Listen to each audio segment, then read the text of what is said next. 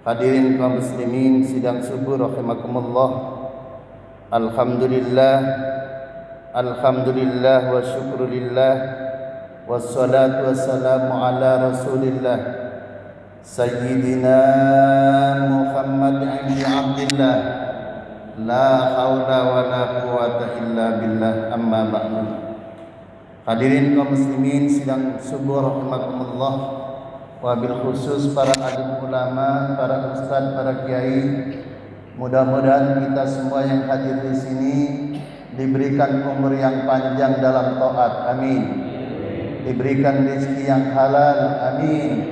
Diberikan kesehatan yang paripurna, amin ya rabbal alamin. Hadirin kaum muslimin sidang subuh rahimakumullah. Kajian sirah nabawi kita pada pertemuan yang ketiga ini, kita masuk pada subtema penawaran tokoh Quraisy kepada Nabi Muhammad SAW untuk menghentikan dakwahnya. Jadi dari 1443 Hijrah, 1443 tahun yang lalu, itu orang-orang non-muslim, orang-orang Quraisy sudah meminta agar Nabi menghentikan dakwahnya. Jadi kalau nanti apakah 5 tahun lagi, apakah 10 tahun lagi ada orang yang meminta agar umat Islam, para ulama, para kiai, para dai untuk menghentikan dakwahnya, sudah nggak asing, nggak aneh. Karena prinsipnya sejarah itu berulang. Jadi sejarah itu akan berulang dan terus menerus. Sama seperti dalam bidang kesehatan. Kalau orang lemahnya di bagian perut, di bagian lambung, manakala sakit itu akan berulang ke bagian lambung kembali. Karena itu bagian yang lemahnya. Kalau orang yang lemahnya itu bagian tenggorok, maka dia akan berulang, akan sering batuk-batuk. Kalau orang lemahnya itu di bagian yang lain, itu akan berulang seperti itu. Dan itulah adalah merupakan proses alamiah dan sejarah akan selalu berulang. Namun di dalam perulangan sejarah itu kita harus belajar dari sejarah masa lalu agar muslim tidak terjebak pada lubang yang sama di masa yang lalu, insyaallah. Subhanaka la ilma lana illa ma 'allamtana innaka antal alimul hakim. Tatkala orang-orang Quraisy, tokoh-tokoh Quraisy tidak berhasil menekan Abu Thalib, paman Nabi. Jadi tokoh Quraisy itu datang kepada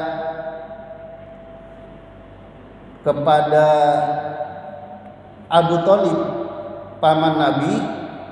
Beliau diminta oleh orang-orang Quraisy itu agar keponakannya itu menghentikan dakwah Islamnya.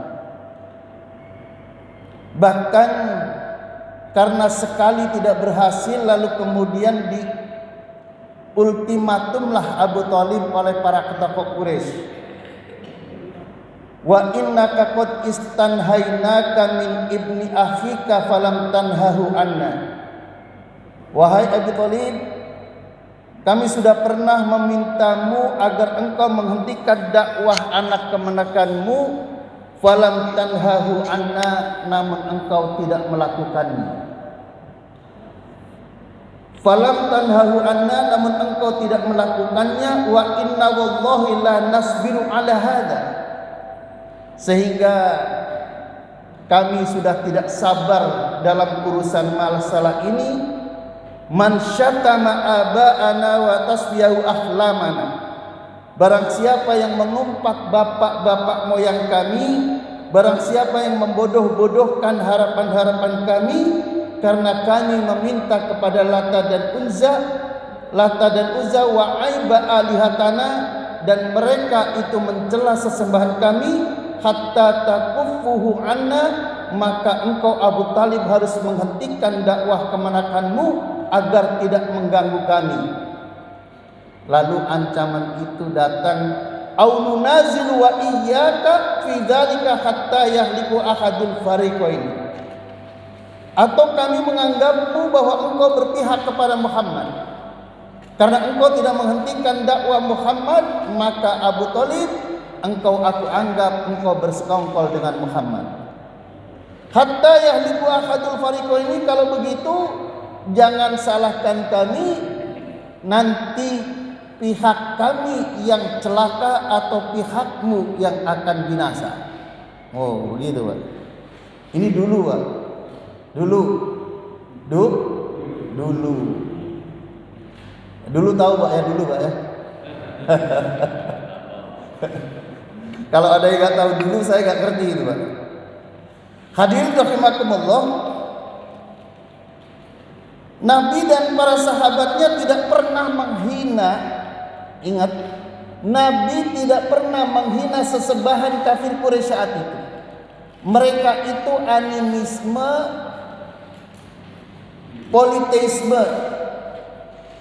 Namun sesungguhnya umat Islam saat itu, Nabi dan para sahabat saat itu hanyalah mendakwahkan kalimat la ilaha illallah Muhammadur Rasulullah. Nabi Muhammad dan para sahabatnya Abu Bakar, Umar, Utsman, Ali itu hanya mendakwakan la ilaha illallah Muhammadur Rasulullah. Namun orang kafir Quraisy itu tersinggung karena apa? Karena dia pikir itu sama dengan menghina keyakinan mereka. Itu dulu. Itu dulu, Pak. Dulu. Padahal yang menghina itu pihak kafir Quraisy. Kafir Quraisy itu menghinanya begini, dan itu masuk logika. Muhammad, kami ini menyembah Tuhan yang banyak Tuhan kami. Ada Tuhan Lata, ada Tuhan Uzza, ada Tuhan yang lain-lain. 360 Tuhan kami di sekitar Ka'bah, kami mintain semua. Ketika kami minta kepada Tuhan kami, belum tentu permintaan kami itu dikabul oleh Tuhan-Tuhan kami. Kamu Muhammad, Tuhanmu hanya satu. Tuhanmu hanya satu. Bagaimana mungkin bisa mengabulkan permintaan-permintaan kami yang banyak ini? Gitu. Masuk logika. Kalau bangunan masjid ini dibangun oleh satu orang, berat enggak? Berat. Tapi kalau dibangun dengan secara kemudian berjamaah, gotong royong, menjadi ringan. Itulah logika. Jadi karena Muhammad bertuhankan Tuhan yang Esa, bertuhankan Tuhan Allah yang satu, malah dihina. Karena menyimpang dari keumuman yang terjadi pada saat itu. Hadirin kaum muslimin sidang subuh rahimakumullah. Karena kemudian tidak berhasil menekan Abu Talib untuk agar menghentikan Muhammad mendakwahi mereka, mendakwahi orang-orang kafir Quraisy, maka Muhammad dianggap mengganggu. Akhirnya di dalam sirah Nabawiyah bin Hisham, Syekh Abi Muhammad Abdul Malik bin Hisham di dalam kitab Sirah Nabawiyahnya menjelaskan, pada suatu hari ketika dedengkot Quraisy itu berkumpul, ada Abu Sufyan bin Harb, ada Abu Jahal bin Hisham, ada Utbah bin Rabi'ah. Ini semuanya dedengkot. Nah, cuma yang paling intelektual itu, yang paling santun itu, yang orator itu adalah Utbah bin Rabi'ah. Wa kana sayyidan, Utbah bin Rabi'ah itu sayyid.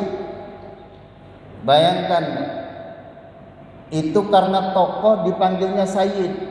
Wa kana sayyidal Arabi wa kana sayyidal Quraisy, dia itu tuannya orang Quraisy. Utbah bin Rabi'ah di dalam kitab itu saja dipanggil sayyid. Kita kok sama Nabi Muhammad aja Sayyidina Muhammad alergi. Na'udzu billah. Tapi tidak apa-apa. Itu saudara kita juga yang begitu. Tatkala Nabi Muhammad itu jalisun fil masjid wahdah, wa Rasulullah sallallahu alaihi wasallam jalisun fil masjid wahdah. Ketika Nabi berada di Masjidil Haram itu sendirian, lalu kemudian Utbah bin Rabi'ah dengan kelompoknya, dengan orang-orang tokoh Quraisy yang lain itu berada tidak jauh dari Nabi. Utbah bin Rabi'ah sebagai tokoh Quraisy mengatakan, ya ma'syarul Quraisy, wahai orang-orang Quraisy, ala aqumu ila Muhammadin, aku mau menghampiri Muhammad. Fa'ukallimahu, dan aku akan mengatakan kepadanya, menawarkan kepadanya, wa a'ridu alaihi umuran la'alla ayaqbalu ba'daha. Aku akan sampaikan tawaran-tawaran. Siapa tahu dari tawaran-tawaran yang aku sampaikan kepada Muhammad itu, dia akan memilih salah satunya. La'allahu yaqbalu ba'daha, dia akan mengambil salah satu dari tawaran itu. Fanuktihi ayyuha sya'a, kalau nanti dari tawaran itu dia ngambil salah satu tawaran itu, wa yakuffu anna, akan kami berikan apa yang diminta oleh Muhammad. Lalu kemudian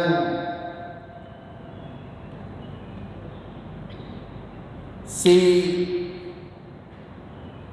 Utbah bin Rabi'ah itu dipersilahkan, qalu bala ya Abul Walid, kum ilaihi fakallama. Jadi orang Arab itu ada budaya di Arab namanya Utbah bin Rabi'ah, tapi sering dikenal dengan panggilan karena punya anak yang pertamanya namanya Walid, maka sering disebut Abul Walid, ayahnya Walid. Di Indonesia juga sering begitu. Ketika orang seperti Nabi Muhammad juga punya anak namanya Qasim, sering dipanggil di samping nama Muhammad, sering juga disebut dipanggil Abul Qasim. Di Indonesia juga sering, terutama di kampung-kampung itu sering, ketika anaknya itu namanya umpamanya Umayyah, maka disebut Abul Umayyah, Abu Umayyah. Kum ika ilaihi fakallama, silakan hampiri Muhammad. Faqama ilaihi Utbah hatta jalasa ila Rasulillah sallallahu alaihi wasallam. Maka kemudian Nabi menghampiri sehingga kemudian antara Utbah dan Nabi duduk berjejer berdampingan. Hadirin kaum muslimin sidang subuh rahimakumullah. Lalu kemudian Utbah berkata, faqala ya ibn akhi, faqala ya ibn akhi, wahai anak saudaraku, innaka minna haitsu qad alimta min sabatil ashirah wal makani fin nasab. Bahasanya lembut. Ya ibn akhi, wahai anak saudaraku, innaka minna haitsu qad alimta, engkau itu masih golongan kami, masih sama-sama orang Quraisy. Qad alimta min satatil ashirah wal makani fin nasab, saya tahu kedudukanmu di dalam nasab kesukuan orang Quraisy. Wa innaka qad ataita qaumaka bi amrin azim, engkau telah mendatangi kaummu satu urusan yang besar. Jadi Nabi mendakwahi orang Quraisy itu disebut qad ataita qaumaka bi amrin azim, engkau telah mendatangi kaummu dengan urusan yang besar. Faraqta bihi jama'atuhum, dengan urusan yang besar yang telah memecah belah umat. Nah ini loh. Jadi Nabi mendakwakan Islam itu dulu disebut farok tabihi jama'atuhum, memecah belah umat. Itu dulu.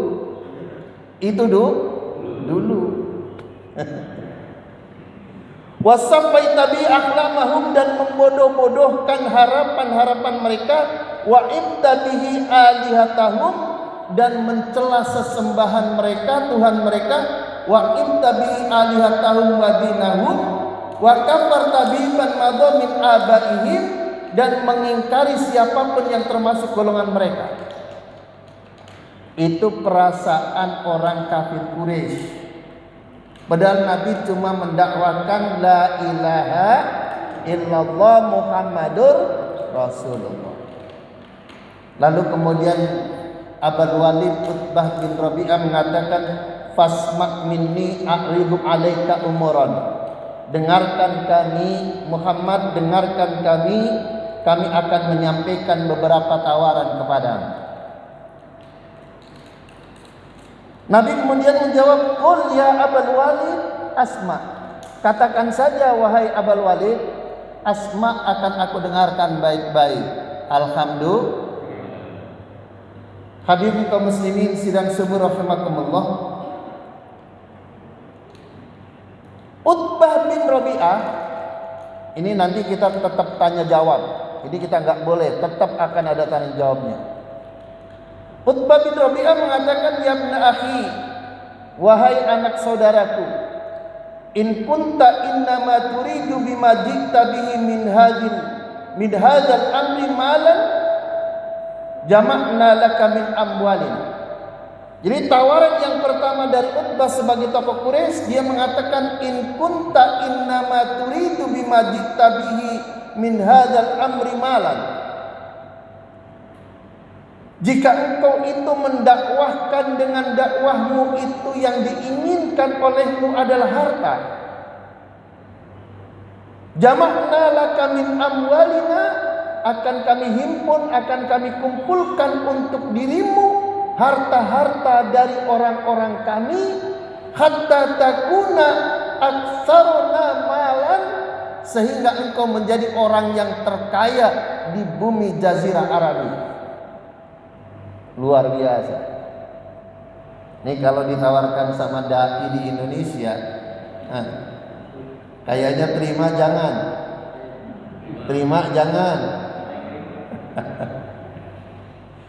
In kunta innama turidu bima jikta bihi min hadzal amri malan jama'na laka min amwalina, akan kami kumpulkan harta-harta dari seluruh orang-orang Quraisy, hatta aktsaruna malan, sehingga engkau akan menjadi orang yang terkaya di bumi Jazirah Arabi. Itu tawaran yang pertama. Nabi dengarkan baik. Nabi dengan tenang, senyum mendengarkan tawaran itu. Lalu yang kedua, in kunta innama turidu bima jita bihi min hadzal amri malan. Oh, ini sudah. Lalu yang kedua, wa in kunta turidu bi syarafan sawwadnaka alaihi.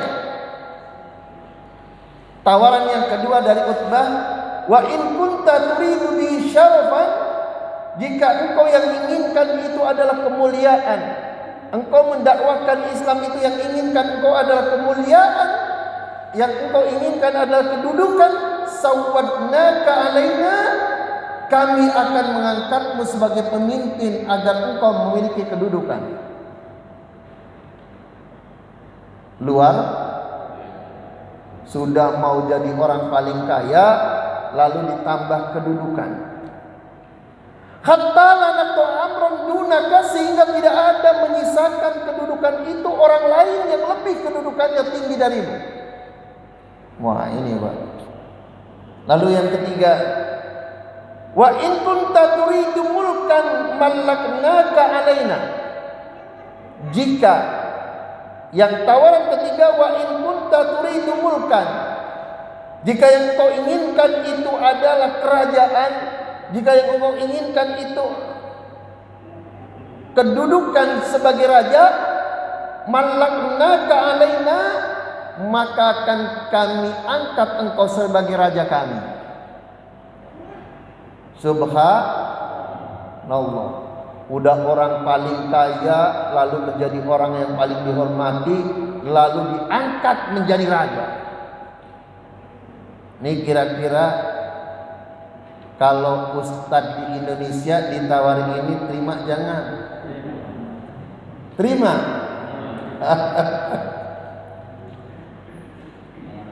Lalu hadirin rahimakumullah, sudah hartanya banyak. Kalau yang disebut raja, ini raja nih Pak.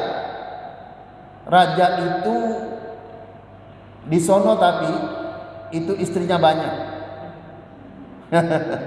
Kalau sudah disebut raja, istrinya banyak. Udah istrinya banyak, selirnya banyak. Udah punya istri banyak, selir banyak. Hartanya juga banyak. Kekuasaannya luas. Itu kerajaan.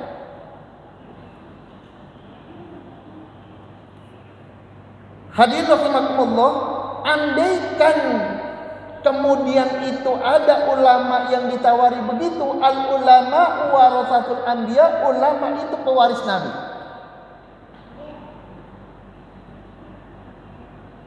Al ulama warasatul anbiya.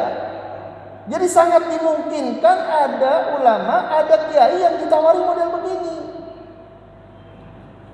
Makanya jangan heran Pak, kalau kiai istrinya cantik itu. Kalau ustadz istrinya cantik itu jangan heran. Kalau ustadz itu kaya jangan heran. Jadi hadirin kaum muslimin rahimakumullah, tawaran yang terakhir. Tawaran yang terakhir, ini yang paling enggak enak. Tapi Nabi sabar. Wa in kana hadzal ladzi ya'tika ra'iyan tarahu la tastai'u raddahu an nafsika talabna lakatib. Wa in kana hadzal ladzi ya'tika ra'iyan, jika engkau itu tertimpa penyakit, la tastati'u raddahu an nafsika, dan engkau tidak bisa mengobati dirimu sendiri, talabna katibba, akan kami carikan obatnya. Wa badzalna fihi amwalana, dan akan kami kumpulkan harta, berapapun biaya obat itu untuk menyembuhkanmu, hatta nubri'aka minhu, sehingga engkau itu sembuh dari penyakit itu. Fa innahu rubbama ghalabat tabi'u 'ala ar-rajuli hatta yudawa minhu, sehingga bagi kami orang-orang Quraisy, tokoh Quraisy ini sangat mudah untuk mencari obat dan sangat mudah untuk mencari tabib untuk menyembuhkan. Apa tawaran ini? Tawaran ini Nabi dianggap sebagai orang gila. Nabi itu dianggap kerasukan setan. Nabi itu dianggap kerasukan jin. Nabi itu tidak waras. Kalau Nabi dianggap tidak waras, maka kafir itu akan menyembuhkan berapapun obatnya biaya. Ini Pak. Jadi kalau nanti 2030 ada orang yang mengatakan Muhammad majnun, Muhammad itu gila, Muhammad itu dikelilingi jin, Muhammad itu tidak waras. Dulu juga begitu. Jadi tidak heran. Hadirin kaum muslimin sidang subuh rahimakumullah, nanti kita berakhir sampai jam berapa? 5:32. Sedikit lagi. Nanti kita tanya jawab bangsa 15 atau 20 menit. Hadirin kaum muslimin sidang subuh rahimakumullah, ketika semua tawaran itu sudah disampaikan oleh Abul Walid, oleh Utbah bin Rabi'ah kepada Nabi, maka kemudian Nabi bertanya, "Aqad faraghta ya Abul Walid?" Apakah engkau telah selesai menyampaikan tawaran-tawaranmu itu? Nabi itu santun, Pak. Sampai dikatakan kamu tuh nggak waras, kamu tak nggak waras, kamu tuh sedeng, kamu tuh gila.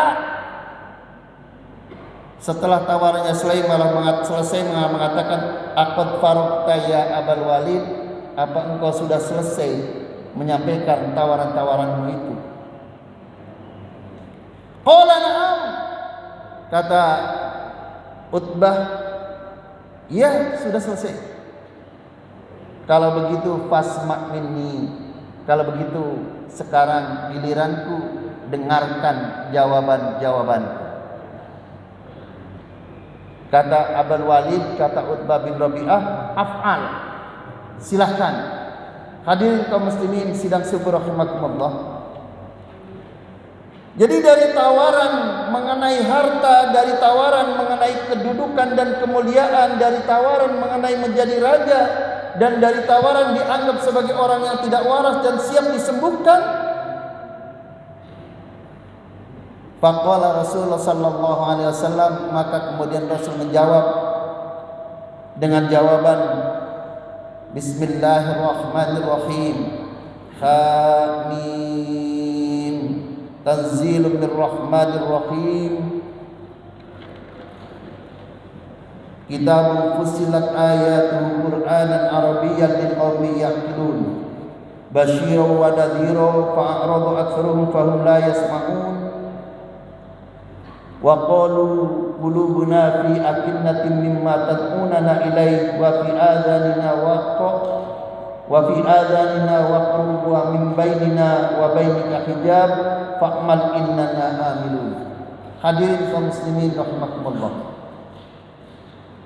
Untuk menjawab pertanyaan tawaran-tawaran tadi, Nabi membaca surat Al-Fussilat ayat 1 sampai 5. Jadi Quran surat 41, Al-Fussilat ayat 1 sampai 5. Lalu dilanjutkan sampai ayat yang ke-38. Ayat sajdah. Lalu kemudian itu Nabi itu sujud karena membaca ayat sajdah. Lalu setelah selesai, tsummantaha Rasulullah sallallahu alaihi wasallam ila sajdati minha, setelah Nabi itu selesai sujud karena disebabkan membaca ayat sajdah, lalu kemudian Nabi bersabda, qad sami'ta ya Abul Walid, apakah engkau telah sungguh-sungguh mendengar? Maksud saya, qad sami'ta ya Abul Walid, engkau telah sungguh-sungguh mendengar jawaban-jawaban kami. Ma sami'ta wa anta dzaka, silahkan sekarang terserah kamu. Hadirin kaum muslimin sidang subuh rahimakumullah. Singkatnya itulah jawaban Nabi tatkala kemudian Abul Walid kembali kepada kaumnya. Abul Walid kemudian menjadi berpihak kepada Nabi karena bacaan ayat Al-Quran oleh Nabi, sehingga kemudian orang-orang Quraisy, Abu Jahal, kemudian Abu Sufyan bin Harb mengatakan bahwa Abul Walid sudah terkena sihir Muhammad. Saya kira sampai di sini dulu. Mudah-mudahan sebagai pengantar diskusi ada manfaatnya, dan silahkan bapak-bapak, ibu-ibu bertanya, kami insya Allah akan menjawabnya.